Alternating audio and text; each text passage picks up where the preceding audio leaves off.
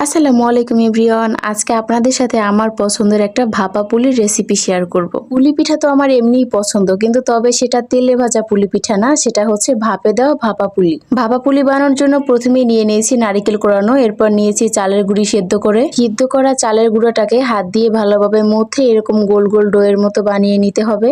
এরপরে এই ডোগুলোকে সুন্দরভাবে একটা পিঠার শেপ দিতে হবে দুই হাত দিয়ে। এরপর আমি এর ভিতরে দিয়ে দিব কাঁচা নারিকেল, নারিকেলটা ভাজা যাবে না, আর এর ভিতরে দিয়ে দিব চিনি। তেলে ভাজা পুলি পিঠাতে নারিকেল চিনি সব একসাথে ভাজা হয়, কিন্তু এটাতে ভাজা হয় না, এটাতে সব কাঁচা কাঁচা দিতে হয়। এরপর ভাপা পুলির মুখ বন্ধ করে ঠিক এভাবে পুলি পিঠার মতো খাঁজ দিয়ে দিব পাশে। এই ভাপা পুলিটাকে দুই ধরনের বানাবো, একটা বানাবো ভাজা পুলি পিঠার মতো সাইজের, আর একটা ওই যে গোল গোল সাইজের দেখতে পাচ্ছেন এরকম। এটাকে যখন ভাপে দেওয়া হয় তারপরে ভিতরে চিনিটা যখন গলে যায় আর ওইটা একদম রসে ভরে যায়।